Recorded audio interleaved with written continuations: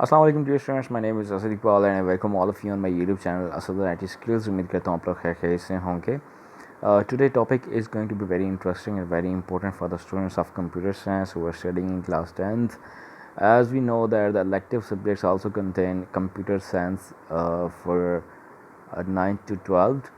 But if we talk about the class 10th, there is a very important lab activity of chapter number 4, that is that the basic pay will be given to you guys and you have to find the net pay. So that is very important. That can be a part of long question and which contain 8 marks. So without wasting the time, as a few students were asking the solution of that question, so I thought to discuss that question with you guys. Hopefully this video is going to be very interesting for you guys, and there are a playlist which I'll put the end of this video to just give you idea that there are many programs of C and C++ language which are very important for you for board pattern and board exam. So you have to watch that playlist as well. Don't forget to subscribe the channel and also share this video as well. So without wasting time, let's go towards the main topic, and that question is, here we go. This is a question. There's a statement like, write a program that reads basic pay of an employee and calculates and prints his net pay as given below. So the formula of net pay is very clear, that basic pay plus house rent. But you need to remember one thing, that is they are saying only to read the basic pay. It means that we are going to take basic pay from the user. Okay, so according to the basic pay we have to find the house rent as well, because it is also required to find net pay. हमें पता है ना house कि net पे जो है उसके लिए बेसिक पे भी ज़रूरी है और हाउस रेंट भी ज़रूरी है. बेसिक पे कौन जो इंटर करेगा, यूज़र. उस लेकिन उसके लिए हाउस रेंट निकालना ज़रूरी है. हाउस रेंट कैसे निकालना है? अगर एक यूज़र की, एक एम्प्लॉय की जो बेसिक पे है वो अगर लेस देन 25,000 है, तो उसका जो हाउस रेंट होगा वो कितना होगा? 30% होगा. ठीक है. सेम गोज़ फॉर एक अगर एम्प्लॉय है, उसकी 25,000 और से ग्रेटर और इक्वल है और 40,000 से इक्वल या लेस है, तो उसके लिए कितनी होगी? 40% ऑफ बेसिक पे होगा.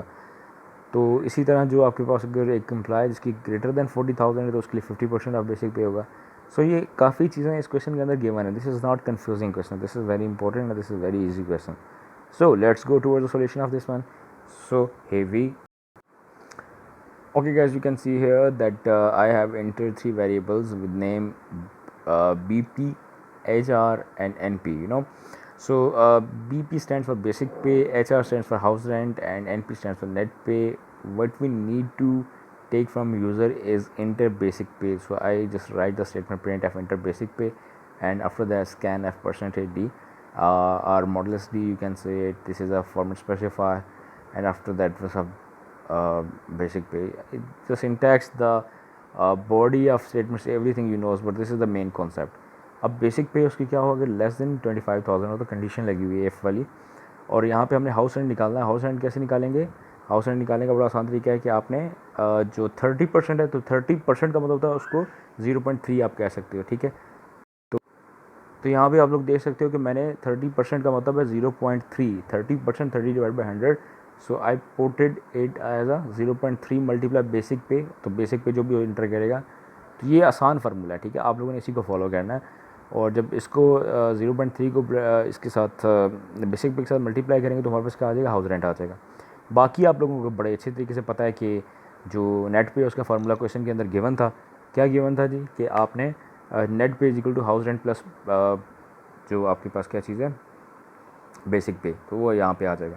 उसके बाद आप आसानी के साथ क्या कर सकते हो? प्रिंट एफ करवा सकते हो किसको? नेट पे को. आप इसकी हर कंडीशन के अंदर भी करवा सकते हो और बाहर भी एक दफ़ा करवा सकते हो. ठीक है, ये आप लोगों की अपनी मर्ज़ी है.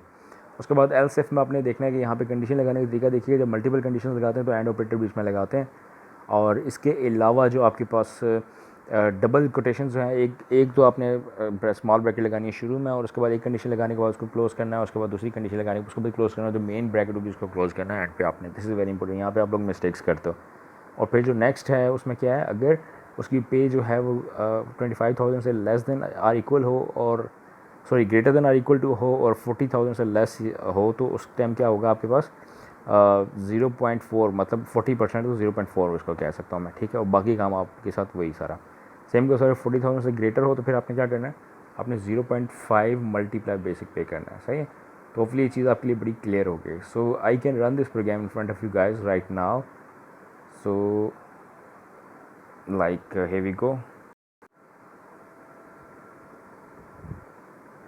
See, so what if I'm going to enter 75,000. ठीक है, 75,000 मैंने एंटर किया तो उसने मुझे बताया कि नेट पे क्या आपके पास होगी 1,12,500. ठीक है, what does it mean? It means कि 75,000 हो अगर मेरे पास, तो उसका जो हाउस रेंट निकलेगा वो आपके पास इतना आएगा. ठीक है, तो वो हाउस रेंट उसका मिला के बेसिक पे में डाल के तो आपके पास टोटल इनकम आपके पास आ जाएगी. ठीक है, क्योंकि उसका 50% आप निकाल सकते हो ना. तो देखो 75 का 50% क्या होता है आपके ख्याल में? फॉर एग्जांपल 36 होता है. ठीक है, तो वो 36 इसके अंदर ऐड किया जाए, 36 एंड 500, तो आपके सामने आपकी जो इनकम है वो आ जाएगी. So this is very important और आपको ये चीज़ समझ आ गई होगी.